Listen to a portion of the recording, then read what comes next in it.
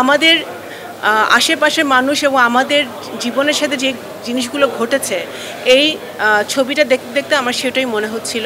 স্বৈরাচারী শেখ হাসিনার 17 বছরের যে একটি ফ্যাসিবাদী চরিত্র, গণতন্ত্র হরণের যে চরিত্র, সেই চরিত্রটাকে সেই সময়টাকে উনি তুলে ধরেছেন 840-তে।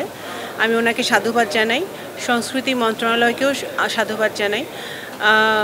আসলে আমরা 17 বছর ধরে যুদ্ধ করেছি, বাংলাদেশ জাতীয়তাবাদী দল যুদ্ধ করেছে, অনেক নেতাকর্মী আমাদের এরকম অন্যায়ভাবে আহত হয়েছে, নিহত হয়েছে, গুম হয়েছে। আমাদের ছাত্র জনতা, আমাদের ছাত্রদেরকে আমরা হারিয়েছি, বিভিন্ন শ্রেণী পেশার মানুষদেরকে আমরা হারিয়েছি এই জুলাই আগস্টের বিপ্লবে। এবং এই বিপ্লব, এই আন্দোলন তো বহু বছর ধরে চলছে, এই আন্দোলনে বহু লোককে আমরা হারিয়েছি। সিনেমাটা দেখতে দেখতে ওদের কথাই আমার মনে হচ্ছিল, যাদেরকে আমরা হারিয়েছি, যারা অন্যায়ভাবে এই স্বৈরাচারী হাসিনা সরকারের অত্যাচারের শিকার হয়েছে, কথা বলতে পারেনি, মুখ খুলতে পারেনি, বিভিন্নভাবে তাদেরকে ব্ল্যাকমেল করা হয়েছে, দুদককে অন্যায়ভাবে ব্যবহার করা হয়েছে। এই জিনিসগুলোই কিন্তু আমাদের আশেপাশের মানুষ এবং আমাদের জীবনের সাথে যে জিনিসগুলো ঘটেছে এই ছবিটা দেখতে দেখতে আমার সেটাই মনে হচ্ছিল। আমি আশা করব যে সাংস্কৃতিক একটা বিপ্লবের প্রয়োজন আছে। সংস্কৃতির মধ্য দিয়ে 1971 সালে, যে ডিসেম্বর মাস, 1971 সালে মুক্তিযোদ্ধারা মুক্তিযুদ্ধ করেছিলেন, আত্মাহুতি দিয়েছিলেন দেশের জন্য, স্বাধীনতার জন্য, সার্বভৌমত্বের জন্য। ঠিক একইভাবে কিন্তু সাংস্কৃতিক জগতের মানুষরা সংস্কৃতি দিয়ে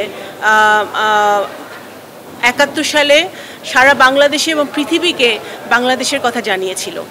আজকে সেই আবার সংস্কৃতির জগতে একটা বিপ্লবের প্রয়োজন, এবং যাতে ভবিষ্যতে এই ধরনের স্বৈরাচারী শাসকরা আর কখনো বাংলাদেশে আসতে না পারে, বসতে না পারে।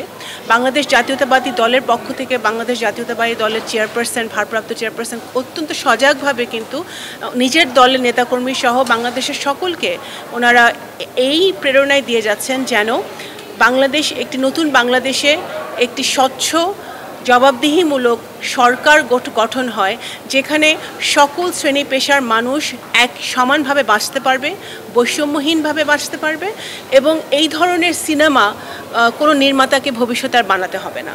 তো আমি আবারও সংস্কৃতি মন্ত্রণালয় এবং মুস্তাফা সরোয়ার ফারুকী এবং ওনার টিমকে ধন্যবাদ জানাচ্ছি। সুযোগ হয় না, আমি বহু বছর পরে সিনেমা হলে এসেছি, কিন্তু অবশ্যই আমাদেরকে ইনভাইট করেছেন সংস্কৃতি মন্ত্রণালয়, আমি ধন্যবাদ জানাই।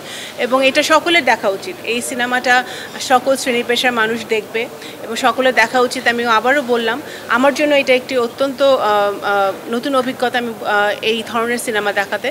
এবং আমি বলতে চাই যে সংস্কৃতির মধ্য দিয়ে সমাজের চিত্র, রাজনীতির চিত্র তুলে ধরতে হবে। একইভাবে এটা যেন মানুষের মনে এমনভাবে দাগ কাটে যেন ভবিষ্যতে আমাদের ভবিষ্যৎ প্রজন্ম, আমাদের ভবিষ্যৎ রাজনীতিবিদরা যারা রাজনীতি করছে, সমাজে বিভিন্ন সেক্টরে আছে, তারা যেন এই সকল দুর্নীতিপরায়ণ কাজ থেকে দূরে থাকতে পারে, একটি নতুন বাংলাদেশ গড়তে সাহায্য করবে। আমি মনে করি এই ধরনের সিনেমা বা এই ধরনের সংস্কৃতির কাজগুলো। তো সুতরাং আমি মনে করি এটা একটি ভালো উদ্যোগ। ধন্যবাদ।